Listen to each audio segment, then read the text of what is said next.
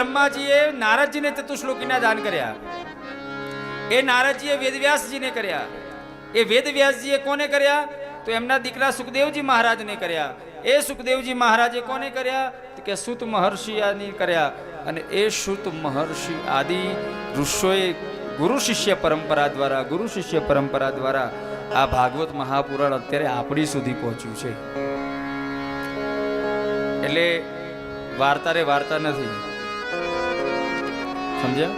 શ્રુતિ અને સ્મૃતિમાંથી આ લખાયેલો ગ્રંથ છે.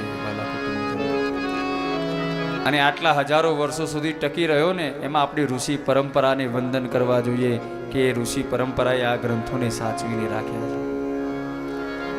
હવે ભજન વાળાઓ તો દાટ વાળ્યો છે, કથા કરે ભજન કરે ખબર જ ન પડે. એટલે સાચી વસ્તુ ક્યાંય પહોંચે જ નહીં. હે, સાચી વસ્તુ ક્યાંય પહોંચે? પાછા ભૂલ શું કાંઈ? સમય બહુ ઓછો, લોન સમય. યજમાનને કહો બેહો 4-5 કલાક, કેમ ના બેહે? પણ ભઈલા તારે જ જલસા કરવા જ ગઈ, ભજન ગઈ ગઈ તો બીજું શું? હે,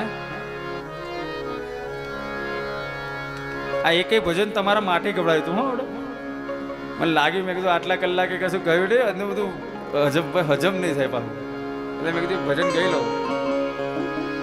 બાકી તો હું વગર ભજને કથા કરું. બોલો તમે એમ બધા કહો વગર ભજન, પણ ના, તમને બધાને લોડ ના અપાય મારથી.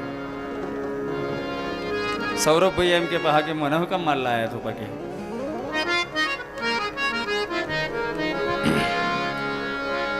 ભાગવતના દાન કર્યા એની વાત કરી છે, ભાગવતના દક્ષ લક્ષણો છે એની વાત કરી છે.